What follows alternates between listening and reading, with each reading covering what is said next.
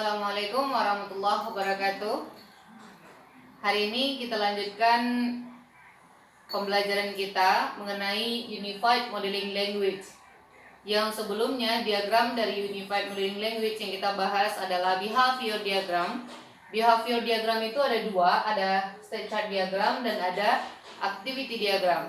Kita sudah membahas kemarin mengenai state chart diagram. Hari ini kita akan membahas mengenai activity diagram. Activity diagram diperlukan untuk menggambarkan proses bisnis dan urutan aktivitas dalam sebuah proses. Dia juga dipakai pada business modeling untuk memperlihatkan urutan aktivitas proses bisnis. Struktur dari diagram ini mirip dengan flowchart atau data flow diagram pada perancangan terstruktur. Activity diagram sangat bermanfaat apabila kita membuat diagram ini terlebih dahulu dalam memodelkan sebuah proses untuk membantu memahami proses secara keseluruhan. Dia dibuat berdasarkan sebuah atau beberapa use case pada use case diagram. Nah, activity diagram ini berhubungan dengan diagram state chart seperti yang kita sudah jelaskan sebelumnya. Diagram state chart fokus pada objek dalam suatu proses atau proses menjadi suatu objek. Sedangkan activity diagram fokus pada aktivitas-aktivitas yang terjadi yang terkait dalam suatu proses tunggal. Dengan kata lain, diagram ini menunjukkan bagaimana aktivitas-aktivitas tersebut bergantung satu sama lain. Yang perlu diperhatikan adalah bahwa diagram aktivitas ini menggambarkan aktivitas sistem, bukan apa yang dilakukan oleh aktor. Nah, kita simpulkan, activity diagram ini dia merupakan sebuah diagram yang menggambarkan workflow atau aliran kerja atau aktivitas dari sebuah sistem atau proses bisnis. Kalau seandainya kita kaji apa sebenarnya fungsi dari activity diagram, dia ada beberapa fungsi dari activity diagram ini. Salah satunya adalah yang pertama, menggambarkan proses bisnis dan urutan aktivitas dalam sebuah proses. Yang kedua, memperlihatkan urutan aktivitas proses pada sistem. Yang ketiga, activity diagram dibuat berdasarkan sebuah atau beberapa use case pada use case diagram. Ada beberapa simbol yang kita gunakan di dalam activity diagram.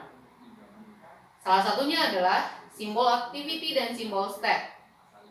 Activity yang seperti yang sudah kita sepakati tadi, dia menggambarkan sebuah pekerjaan atau tugas dalam workflow. Pada UML, activity digambarkan dengan simbol belah ketupat. Kemudian berikutnya adalah start state. Start state dengan tegas menunjukkan dimulainya suatu workflow pada sebuah activity diagram atau kita kenal dengan istilah start. Mulainya sebuah diagram. Hanya ada satu start state dalam sebuah workflow. Nah, dalam UML, start state digambarkan dengan simbol lingkaran yang solid. Berikutnya adalah end state. End state menggambarkan akhir atau terminal daripada sebuah activity diagram. Bisa terdapat lebih dari satu end state pada sebuah activity diagram. Dalam UML, end state digambarkan dengan simbol sebuah bullseye atau mata sapi. Berikutnya adalah state transition. State transition menunjukkan kegiatan apa berikutnya setelah suatu kegiatan sebelumnya. Di dalam UML, state transition digambarkan oleh sebuah solid line dengan panah. Simbol berikutnya adalah simbol decision. Decision adalah suatu titik atau poin pada activity diagram yang mengindikasikan suatu kondisi di mana ada kemungkinan perbedaan transisi. Dalam UML, decision digambarkan dengan sebuah simbol diamond. Terakhir, swim lanes. Swim lane ini merupakan objek untuk menggambarkan objek mana yang bertanggung jawab untuk aktivitas tertentu. Nah, di dalam activity diagram, kita mengenal adanya istilah fork dan join.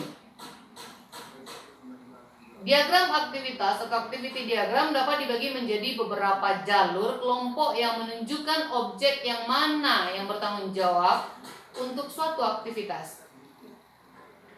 Peralihan tunggal atau single transition timbul dari setiap adanya activity atau aktivitas yang saling menghubungi pada aktivitas berikutnya.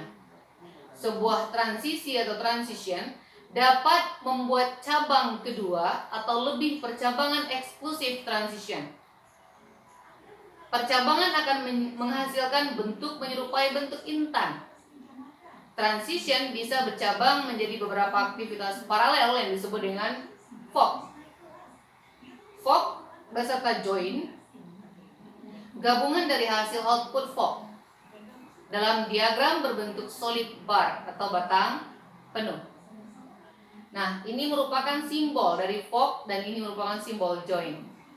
Fork digunakan untuk menunjukkan kegiatan yang dilakukan secara paralel, sementara join digunakan untuk menunjukkan kegiatan yang digabungkan. Ini merupakan contoh dari activity diagram tanpa menggunakan percabangan. Start step-nya dimulai dari start step ditutup dengan end step. Nah, ini merupakan contoh activity diagram dengan menggunakan percabangan. Nah, ada beberapa hal yang harus kita perhatikan ketika kita membangun sebuah activity diagram. Yang pertama, mulailah dengan not awal untuk titik awal. Yang kedua, tambahkan partisi jika relevan untuk analisis yang dibuat. Yang ketiga, tambahkan aksi untuk setiap langkah utama dari use case. Yang keempat, tambahkan alur dari setiap aksi ke aksi lain, keputusan atau not akhir. Setiap aksi hanya mendapat satu alur masuk dan satu alur keluar menuju ke fork, join, decision, dan bar. Berikut, tambahkan decision. Jika alur dipecah menjadi activity diagram beberapa pilihan.